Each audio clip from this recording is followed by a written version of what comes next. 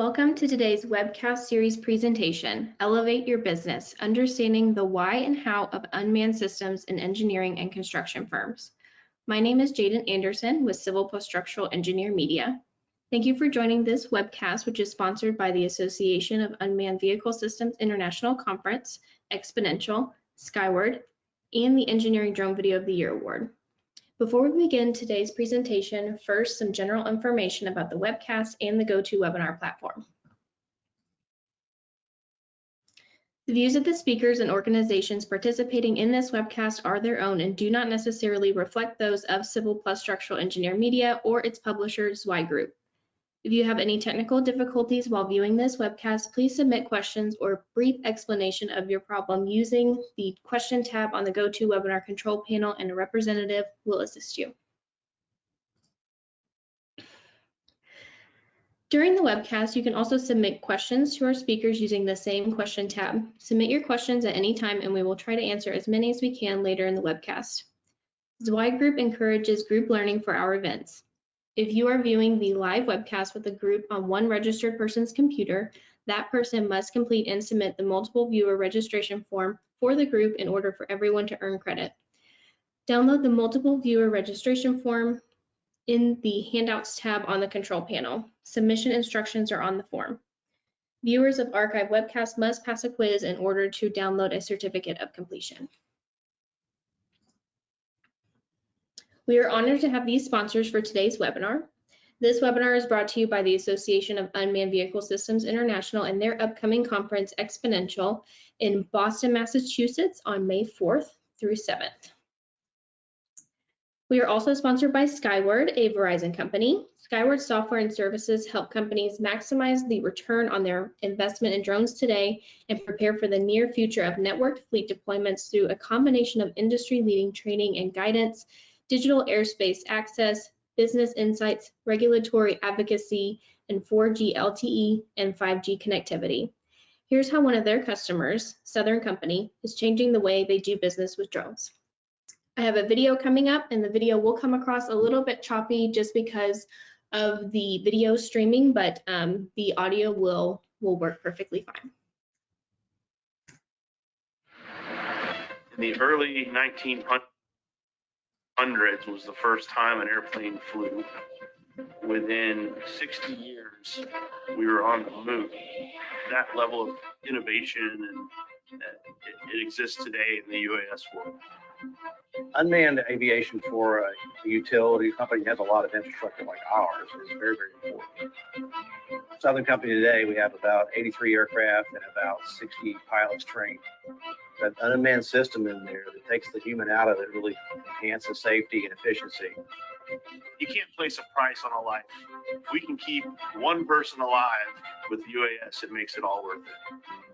We are in the Southeast, so we deal with a lot of hurricanes, which are large-scale events. We'll pull teams together, and that is from the top down. We are just scratched the surface of the benefit of the technology. Being able to track our UAS operations and gather data from that UAS operation and be able to communicate that data was a critical need that we knew we had. Having this data is also going to be very important when we move to an environment when there is beyond visual line of sight capability. That is the future, I think, and that's where a 5G future is really going to make a difference in the UAS space. Beyond visual line of sight would allow us to pre-position aircraft, launch the aircraft as soon as it's safe, to be able to press a button and have the aircraft launch and then fly and patrol the line. How do we take unmanned traffic management and move it forward? How do you build the infrastructure to get the command and control with low enough latency that will be FAA certified? This technology is going to really change the world. We're working with Verizon and Skyward to obtain a beyond visual line of sight waiver to begin testing beyond visual line of sight aircraft. The future of U.S. operations, we believe, involves 5G connected aircraft that we can command and control from anywhere in the world and allow safe operations.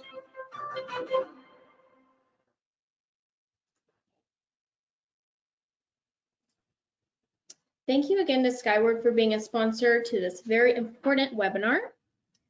Finally, we have the Engineering Drone Video of the Year Award from Civil Structural Engineer Media. This award is coming up soon, the deadline of it. Enter the Engineering Drone Video of the Year contest, and 3 finalists will be invited to attend the AUVSI Exponential Conference in Boston. And this is with original drone footage of an engineering or construction project. Our winner will be chosen by a live voting event at the AUVSI Exponential Conference. The winner will get their photo on the cover of C+S magazine as well as a featured article, and it is free to enter. The deadline is Friday, March 13th. Thank you again to AUVSI Exponential and Skyward for sponsoring this event. And today we are hearing from 2 speakers. The first presenter is Michael Mitchell. Michael joined KSA in 2016 as an aviation planner. At the start of his career, Michael was involved with multiple projects at airports across the U.S., including Dallas-Fort Worth International Airport, Dallas Love Field, Chicago O'Hare International Airport, and William P. Hobby Airport. He has been involved with numerous projects, including runway reconstructions, terminal planning, master planning, and capital improvement programs. In 2018, Michael was tasked with creating and implementing KSA's Unmanned Aircraft Systems program. Following the program's inception, KSA has employed the use of UAS at numerous airports across the Midwest in support of aviation planning exercises, gathering data to assist with inventory and environmental analysis, aerial imagery, pavement inspection and analysis, and 3D rendering. He holds a Bachelor of Science degree in Aviation Management, a Master of Science in Aviation and Space Science, and is a certified member of the American Association of Airport Executives. And now I'm going to hand it over to Michael. Thank you, Jaden. I appreciate the introduction. Good afternoon, everybody. Welcome to the webinar. Let's see, we're getting the slides up here.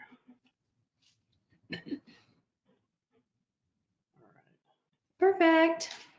All right, great. So as Jaden mentioned, my name is Michael Mitchell, and I'm an aviation planner with KSA Engineers. I am located in our McKinney, Texas office, and I also lead our UAS program.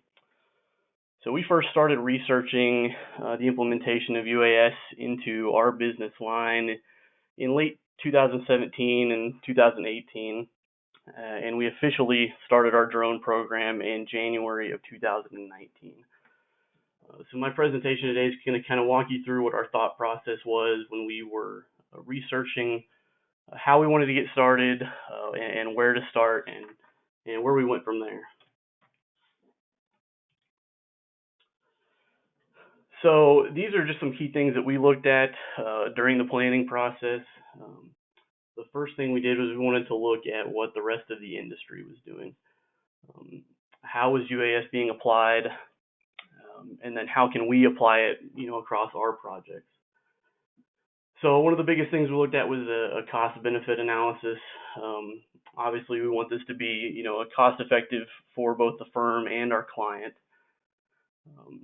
We also looked at equipment, trying to decide what equipment we were going to use, what level of equipment we were going to invest in, and then what regulatory hurdles we might encounter during the process.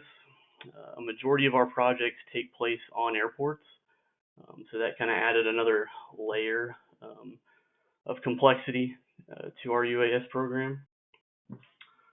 Next, we needed to identify who we were going to use to operate the drones, to serve as visual observers.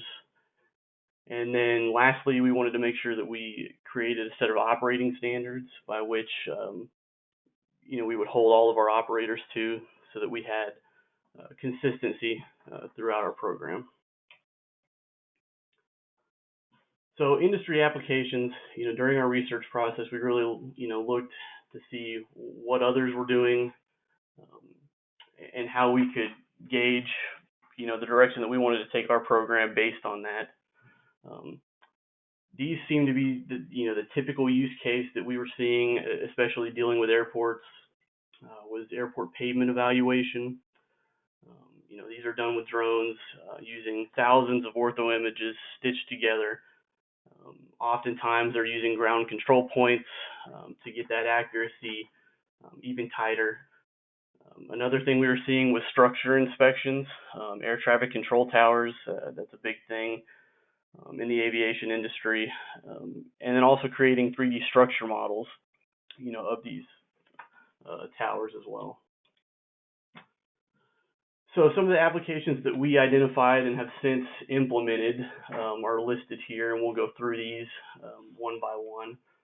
So one of the first things that was actually brought to us by a client and we've seen implemented is wildlife identification. So one of the biggest issues that we see across all of our airports is wildlife on the airport during operations. Specifically in this part of the country, coyotes are a big issue, and a lot of times it's just ineffective to try to find whether or not they're entering the airport at a certain spot or they're nesting in the airport proximity. So, our users and our clients can implement these drones to better help them seek out these habitats, or maybe there's a spot in the fence where these animals are getting through.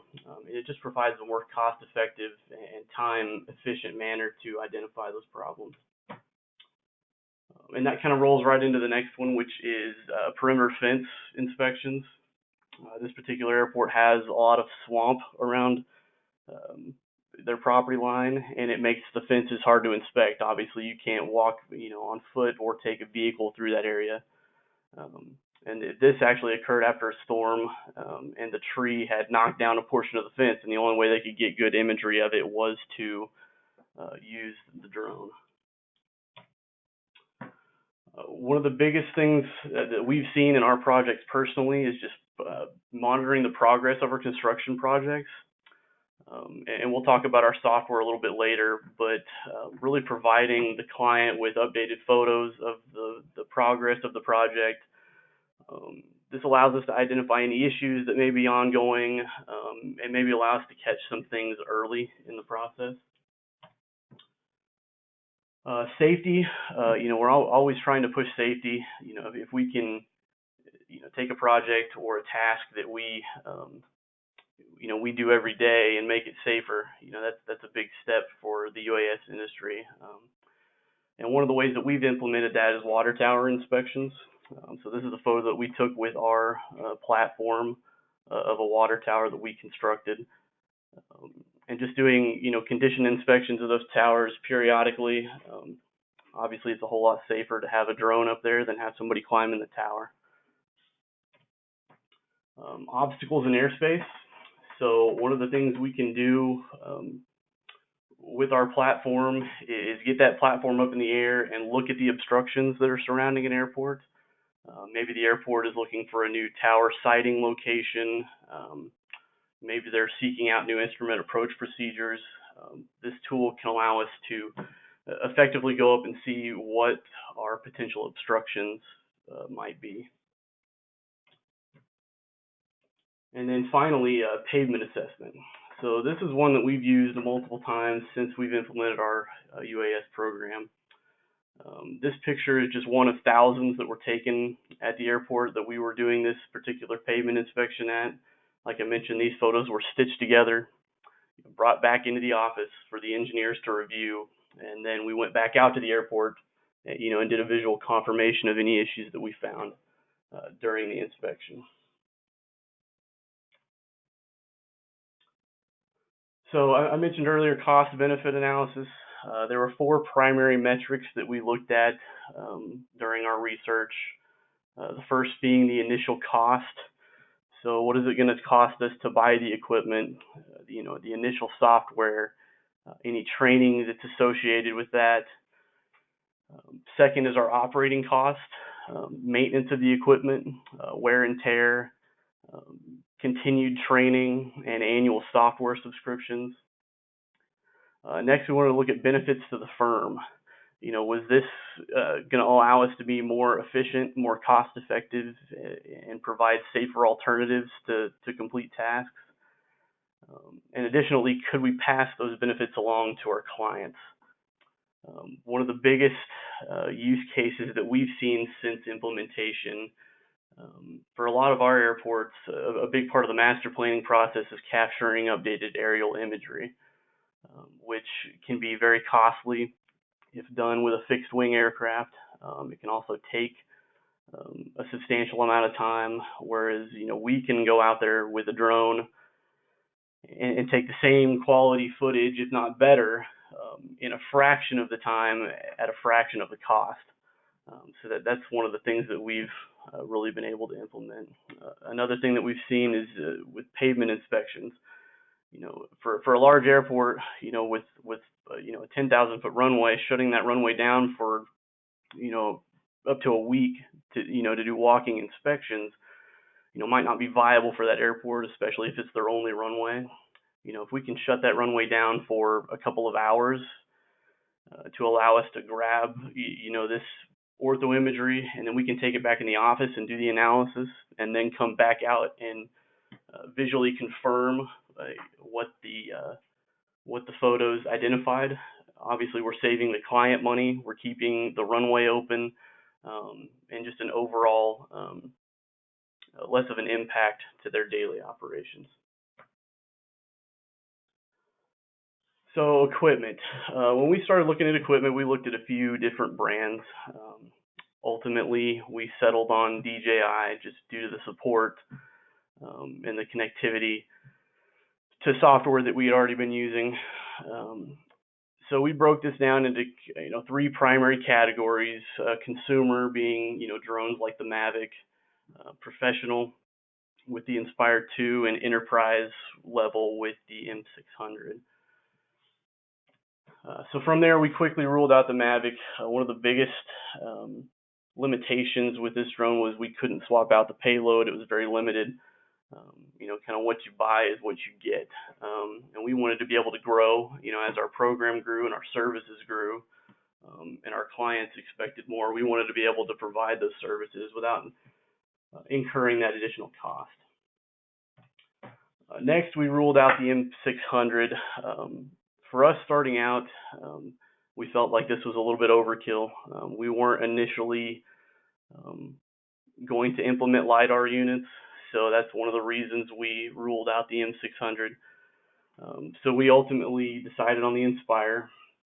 It was a platform that could handle operating in the environment that we operate in. Our region of the country tends to have higher winds, and this drone can handle that just fine. It allows us to attach a variety of payload. So if we want to switch those out, we obviously don't incur that cost of having to upgrade to another platform. So Drone Deploy is the software that we chose to go with. There's a myriad of options out there. This is the one we settled on. We love it. It's been great so far. It allows us to do all of our flight planning and all of our automation in one place. Battery management is great with this software, which is huge in the UAS industry. And then one of the biggest things that this software provided us was a client portal. So when we're doing these construction progress photos, we can actually give the client a login to Drone Deploy, and they see the client side of the software, and they can log in and see these photos and the progress, and they can actually drag kind of a line, if you will, between photos and see in real time what the progress is between whether it was a week or a month or 6 months of progress on that project. So being able to provide that to our clients was huge. The software has given us great support. There's a team that we essentially, when we get done flying, we upload everything into this software within a couple of days, depending on how big the files are. It's spitting out ortho imagery, it's spitting out 3D point cloud that can be geo-referenced and pulled straight into Civil 3D. There's no conversion that we have to do on our end, and it makes the process very seamless and doesn't add any extra work for our folks in the office who are processing all of the data. So I mentioned earlier regulatory hurdles. Our primary service area tends to be airports. We do a lot of municipal work, but most of what we use our UAS for is on airport. So coordination with the FAA was big. coordination with local ATC has been a huge help to us. When we kick off a project, we like to reach out to the tower manager, sit down with them, say, hey, this is the data we're trying to gather. Here's our plan. What are your thoughts? Are there any issues you foresee coming up? Is there any alterations to this plan that you would like to see? And we found that by having this coordination early, it alleviates a lot of the issues. Everything is kind of set in stone up front. Everybody knows what the expectations are. So we've successfully flown at commercial service airports while operations are going on, with the help of air traffic control and approval from the FAA, and we've had minimal, if any, issues at all. And then lastly, buy-in from the airport managers. So as most of us know, there's still a little bit of a stigma around drones, and especially using them close to airports, if not on airports. So we thought this might be a little bit bigger of an issue than it has been. It really hasn't been an issue at all. Our clients have loved the service, and it's performed really well. We've shown that it can, be a cost-effective and efficient manner to collect data while not impacting their operations. So most of you are probably familiar with the drone zone. So this is where we log in, through our Part 107 certification to request airspace waivers, which we do for a majority of our projects that require them. We'll formulate a flight plan. We'll put a PDF together that kind of outlines everything that we're going to be doing. This is typically after we've met with the tower manager, so that he's aware, so that when he gets a copy of the submittal, he's already seen it, he's already looked at it and approved it, so it's not a surprise to him. We've found that that typically expedites the process.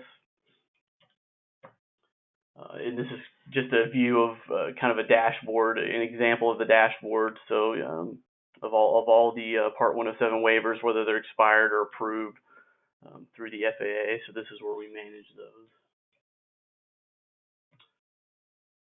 Personnel. So since a lot of our business occurs on airports, the first thing that we wanted to do was identify, okay, who is going to be piloting the UAS, who's going to be serving as an observer. Fortunately, the two of us that do the majority of this work are both real-world pilots. We've been around airport and airspace for a long time, so we have that previous training. So for us, it was a no-brainer. It just gives you that situational awareness that maybe some other folks don't have that haven't been around it as long.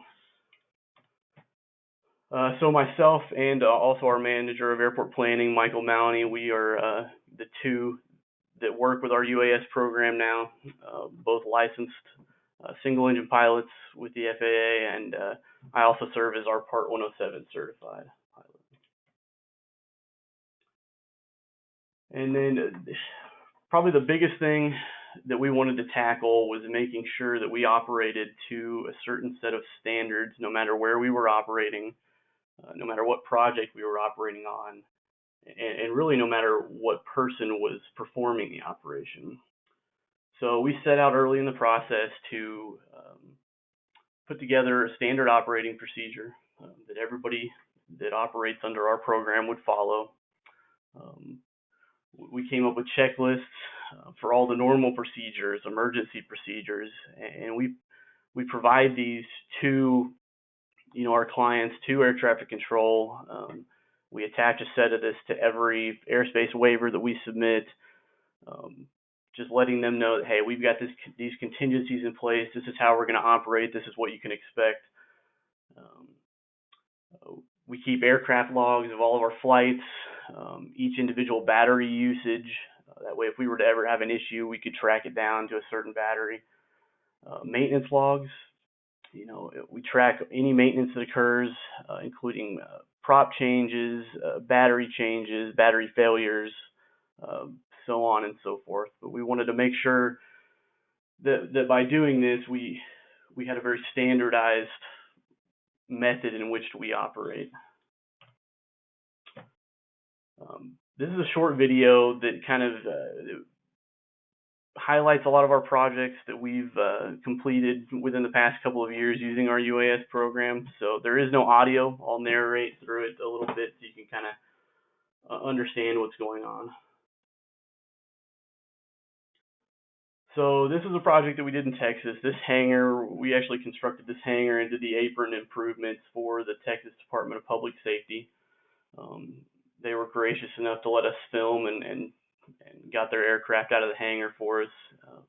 So this was kind of an end user experience for them. They got pictures of the completed project once it was done. It was just a really good way to showcase the project. They've taken this footage and used it in their marketing efforts as well. This is that same airport. This is an example of the imagery that you can get versus Google Earth imagery. This footage right here is from a master plan that is still ongoing. So this is footage of their terminal apron. This is project footage of pavement rehabilitation that we just recently completed.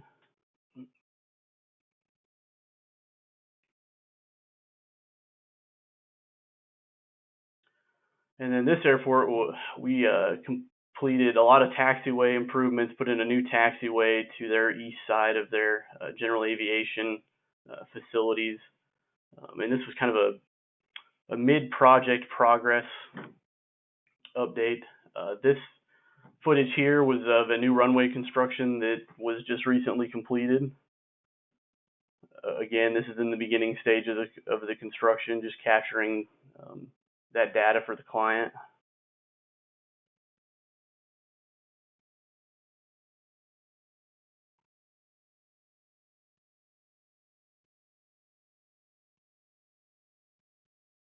And this is some of our early footage we shot just after we started. This is our office in McKinney.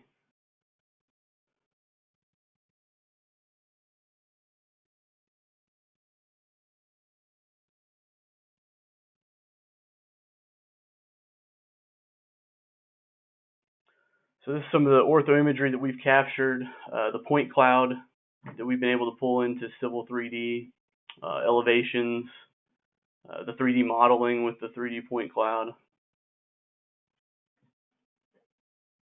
So just wanted to show you guys that video, give you some examples of what we've used our program for.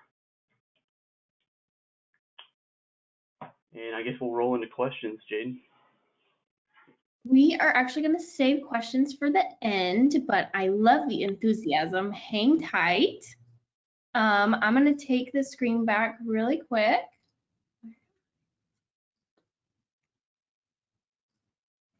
And then we're going to go to Anna, and then at the end, we will do questions for both Michael and Anna. So Anna is a partner and a co-chair of the UAS group at Wiley Law Firm, the former National Telecommunications and Information Administration Deputy Administrator. Anna specializes in a wide range of spectrum licensing issues and regulatory policy and transactional matters related to domestic and international telecommunications and unmanned aircraft systems. Anna served for 12 years in various positions at the FCC, including Senior Legal Advisor to then Chairman William E. Kennard and Deputy Chief of the International Bureau, where she developed and implemented commission policy on international telecommunications and satellite spectrum. Anna is co-chair of Wiley's Unmanned Aircraft Systems Practice Group. And now we are going to hand it over to Anna. Great, thank you very much. Pulling up my slides. I have to apologize to everyone watching this. I am not known for my PowerPoint skills, so mine won't have sexy pictures in it. But I am going to be talking about how you are allowed to use unmanned aircraft systems, and really I should have said small unmanned aircraft systems. I'll talk about the existing regulatory framework, how to obtain a remote pilot and command certificate, as well as some of the future activities from the regulatory standpoint involving unmanned aircraft. So the existing regulatory framework. The FAA has three classes of UAS from a regulatory perspective. The first is civil.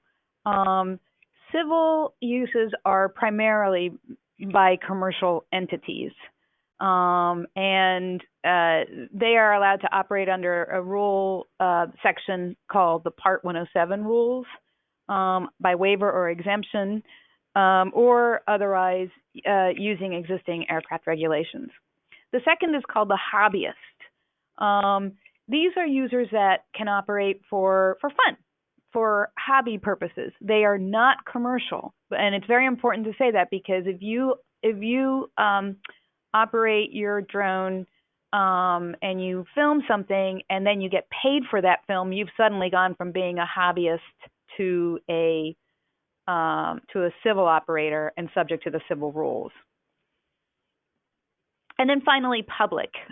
These are basically government users, and they have two options. They can either operate under the same rules that civil aircraft operate under, or they can fly as public aircraft and get a certificate of waiver or authorization from the FAA. So these Part 107 rules. The FAA adopted these a few years ago. Before that, there really were no rules for operating unmanned aircraft, and you could only operate them under special authority from the FAA. But the FAA has gotten more comfortable with the safety of operating these smaller unmanned aircraft, and therefore put out some rules that basically say, as long as you comply with these rules, you can operate your aircraft without having to come to us first for authority. What are the limitations, though? They have to be small, which means under 55 pounds, and that includes payload. You can only operate under Part 107 during daylight, so no nighttime operations. And you also have to operate only within what's called visual line of sight of the operator. You can choose or not choose to have a visual observer with you, and that's somebody that helps you sort of scope out the area around the operations, but that's not mandatory. You can't fly directly over people that are not directly involved with the operations. So don't go taking your operations to a festival without special authority from the FAA. The maximum airspeed is 100 miles per hour, and your maximum altitude is 400 feet above ground level, or I should have put this on the slides, above structures. So to the extent we have folks that are reviewing structures, it's 400 feet above them. As I mentioned before, you have to have a remote pilot in command certificate, and you can only operate in uncontrolled airspace. And I can tell you that Michael is having to go to the FAA using drone zone because operating around airports is operating in controlled airspace.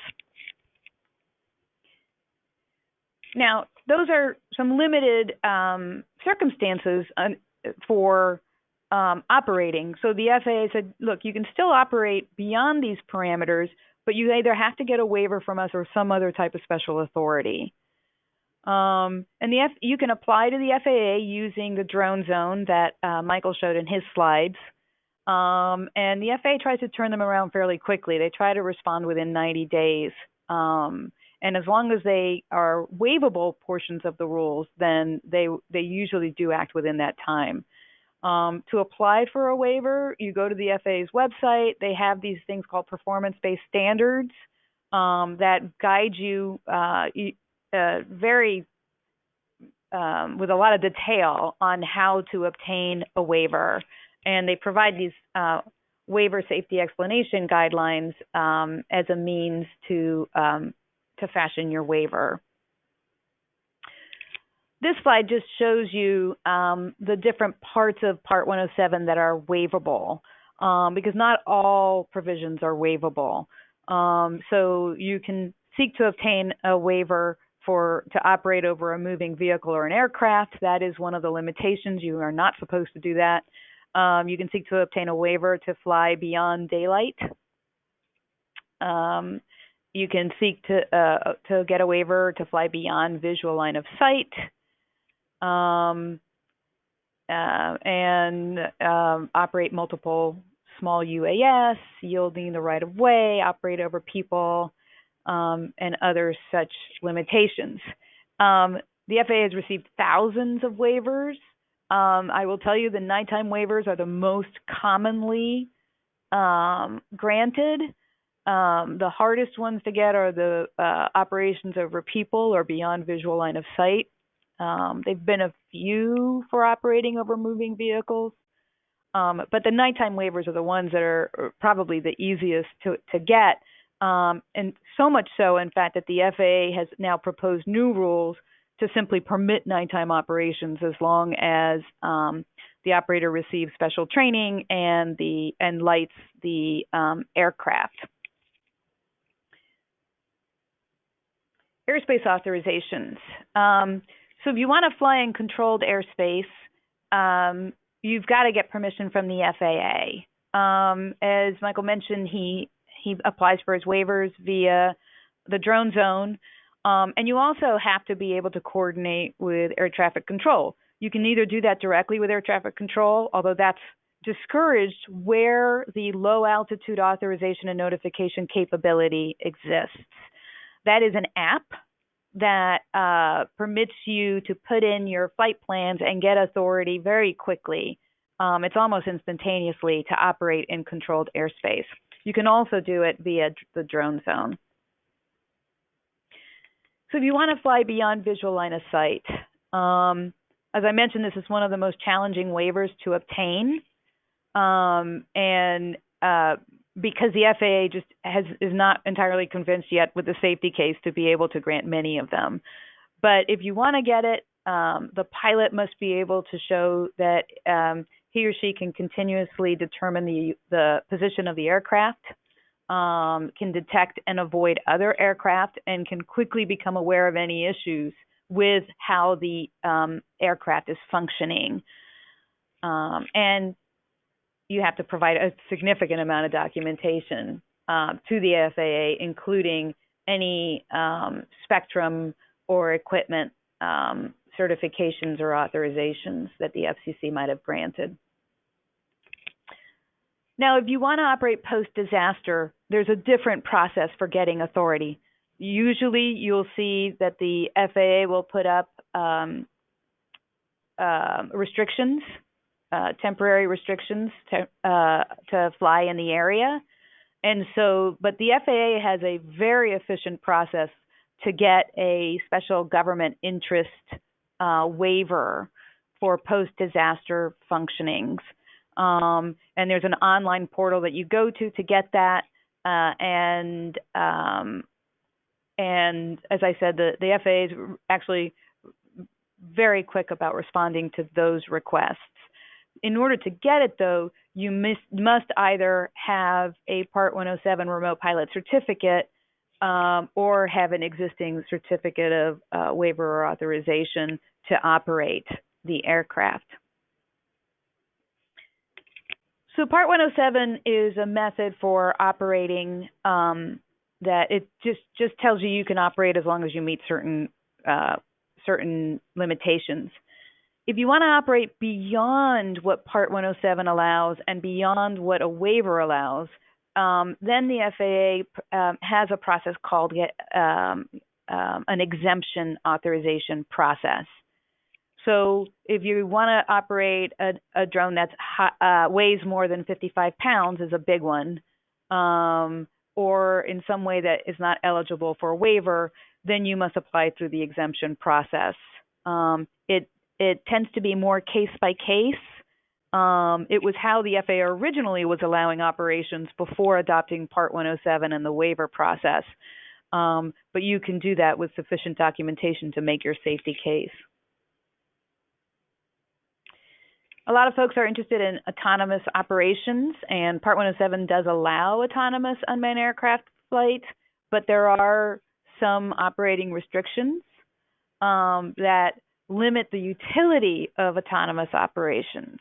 So, for example, your remote pilot must have the ability to direct the unmanned aircraft. So it can't be really fully autonomous. You have to be able to take over. you can't simultaneously operate, and you can't operate them beyond visual line of sight. So we're not quite there with autonomous operations, but the FAA definitely has it on its plans to look at in the future. So how do you get a remote pilot and command certificate? To get a remote pilot and command certificate, you must be at least 16, be able to read, write, speak, and understand English, be in a physical and mental condition to safely fly a drone, and you must pass the initial aeronautical knowledge exam. The certificate is valid for 2 years, and you must take, as I said, the knowledge exam.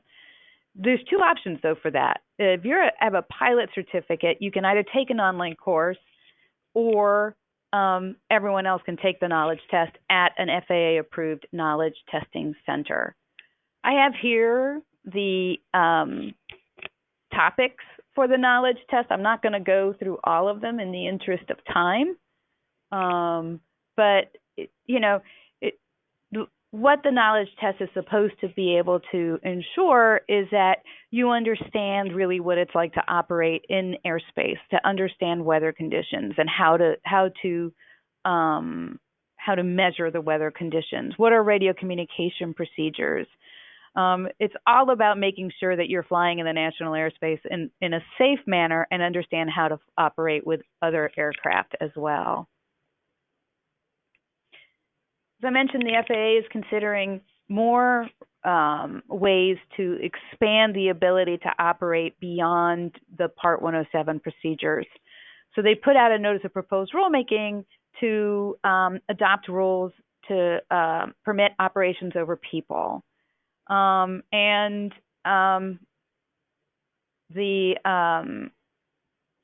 the FAA has done is they've done sort of a risk-based proposal.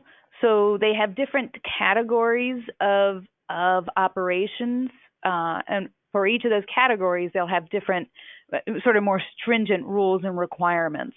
And they'll have performance requirements, and they'll have requirements on the manufacturers to show that they comply with these requirements. I'm not going to go through all of them because it really is far in the future that we're going to see these. But I just wanted to show that the FAA is continuing to try to allow more operations than they do now. And as I mentioned, they're going to be allowing nighttime operations when they adopt the future rules. One of the things that's really holding up adoption of rules that permit expanded operations is the security concerns with unmanned aircraft. Right now, everyone needs to register their drones and to mark the drones with their registration number, but it's really difficult for law enforcement and other homeland security professionals to distinguish benign unmanned aircraft operations from nefarious unmanned aircraft operations. And that concern has led to a real slowdown of the FAA's work to permit expanded operations. So the FAA has said we are not going to put out any final rules on further allowing expanded operations until we can be sure that we can track and identify unmanned aircraft. So the FAA just put out a notice of proposed rulemaking. Comments were due yesterday to require all operators to either have remote ID or only operate in very limited areas. So there are 3 ways of remotely identifying drones. There's what's called the standard remote identification, which would have both a broadcast component and a network component. What that means is that the drone will broadcast information about its operations, and then also through a wireless network connection, through an internet connection, the operator will also be able to provide identification information. Limited remote identification also would use the network but not the broadcast identification, And then finally, as I mentioned, if you don't have remote ID capability, you can operate in these FAA recognized identification areas where those operators are very limited in the areas in which they can operate. And that is the end of my presentation. I look forward to the questions. Perfect. Thank you so much, Anna. I'm going to come back over to mine. All right, we have lots of questions. Everyone is very, very excited. Okay, I'm going to go in order here and kind of mix it up a little bit. So this first one is going to be for Michael. This question is two-part. For vertical structures, is there any issue when building the Ortho Mosaic having the sky as background? Any issue with the camera collaboration parameters? No, we haven't had any issues so far. We haven't done a whole lot of 3D building rendering yet, but the little bit that we have done, we haven't had too many issues with the sky being in the background. And Jaden, what was the second part of that question? Any issue with the camera calibration parameters? No, so our camera actually came with some guidelines for calibrating, and we do it prior to every flight, regardless of what the project is that we're working on. But no, we haven't had too many issues with that. If we didn't calibrate every time we flew, I would anticipate we would have some issues, but none thus far. Gotcha. Somebody wants to know if KSA is involved in the new construction of the Kansas City airport. We are not. Good to know. Okay. And then another person wants to know, since it says, I guess you don't see much snow in Texas, but have you heard of any initiative to use drones for runway surface conditions or friction indexes? Yeah, definitely. We've heard a lot about that, throughout the industry. There's a lot of clients that use it, every day to look for FOD on the runway. So yeah, that could definitely be a good use case. Cool. Okay, and then someone wants to know, what are some of the limitations of drone deploy or places that you think that they could improve? So we've been really happy with drone deploy. We've found some limitations here and there, but it always seems like when we bring something up to them, they're pretty quick to implement it. One of the cases was we were flying a road. We were just flying some ortho imagery of a road. We were doing a sewer line project, and we needed to be able to just fly a straight line down that road. And at the time, there was no, you could do a back and forth kind of crosshatch pattern up and down the road with the drone, but there was no way to just fly a linear path automatically in drone deploy, which you would think would be a pretty simple feature. So we reached out, and they were able to take care of that for us. So we've been very happy so far. Very good. Okay, we have so many questions, I got a little bit lost in them. Okay, next question. Anna, we're gonna go to you with this one. I'm pretty sure this one's for you. What constitutes specifically flying over people, and how strictly is this being viewed from a legal perspective? Well, it means flying directly over people. And how strictly is it being viewed? Not sure exactly what that means. This is one of the biggest concerns that the FAA has, because its concern is of course safety of people and property. So I can't say that I've seen a lot of enforcement activity on flights over people, more so on unauthorized flights.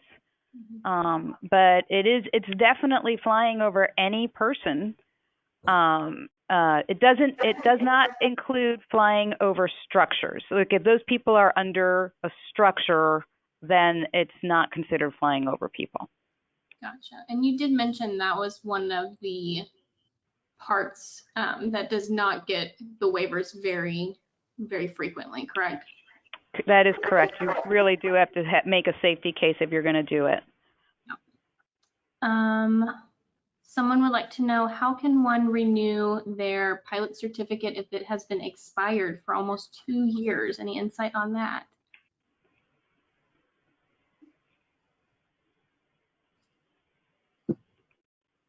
That one, I'm afraid I don't.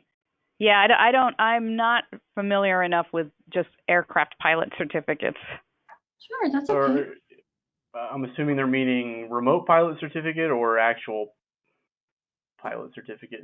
They must mean actual, because the remote pilot certificates haven't been around long enough for them to be expired by 2 years. Mm-hmm. So, I mean, if you have an actual pilot certificate, it never really expires. However, you have to have a biannual flight review every 2 years. So, really, the only thing to do to get your license current would have a current medical and have a current biannual flight review. Gotcha. Okay. Let's see. Don't know exactly who this would be directed towards, so I'm just going to ask it and we'll see how you guys take it. Any distinction between land and marine environments? Basically, they want to know if you can operate over water.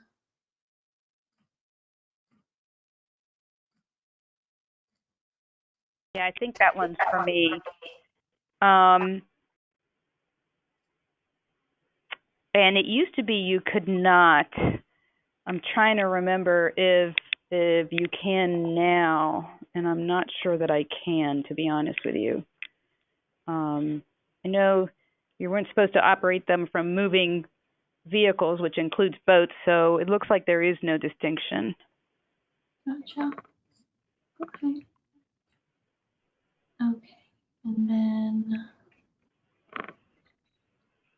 Now, I will say, one of the things about operating, sorry to interrupt you there, over water is you really have to make sure you can maintain your link.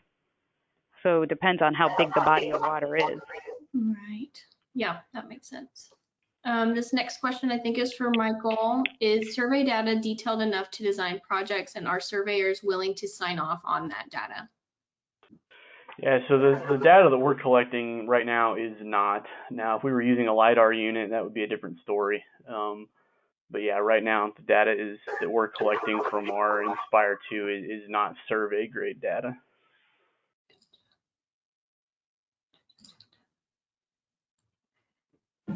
Okay, let's do one more question for each of you, and then we'll wrap this up. Anna, we'll do this one. What recommendations do you have to make the public at large comfortable with drone operations? I think people are getting more accepting of drone operations than they previously were, but there's still sort of a creep factor for the public. And the most important thing is for them to have information. So a lot of our clients, they post signs and they say, we're going to be operating a drone in this area. They wear vests that identify them as the drone operator. Those are types of things that people can get more comfortable. They worry about their privacy. They worry about what the uses of the drone are for. And if you can provide the information either in advance or at the same time as the operation, that makes them more comfortable. Perfect. All right. And then, Michael, one last question for you. What if we don't have employees with flight experience? Can we still implement a UAS program? Yeah, absolutely. One of the reasons we use that is because we had it at our disposal, but it doesn't preclude anybody. I would say the best thing to do is, learn about airspace, learn where you can and cannot fly. And if you're going to be operating around an airport, knowledge is key. So, the knowledge test is going to cover a lot of that. Our marketing department has recently implemented the use of small UAS in their efforts, and then they've seen a lot of success with it. So yeah, it's absolutely doable. Wonderful. Okay, well, so I have a couple of slides I need to go through with the attendees. So thank you both so much, Michael and Anna, for sharing that expertise with us. I really, really appreciate it. We have so many more questions I will be emailing you later. So this was a great webinar. Everybody really, really loved it. So thank you guys so much again for sharing that with us.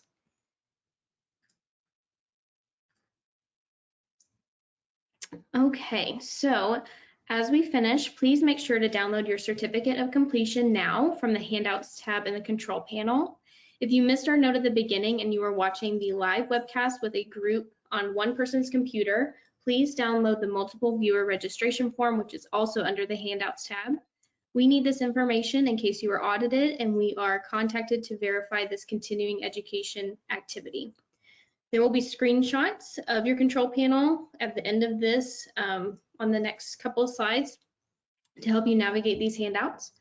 Additionally, this webcast has been recorded and will be hosted on our website at csengineermag.com/continuing-education. Please visit csengineermag.com/continuing-education in 2 to 3 business days to view or download this archived webinar.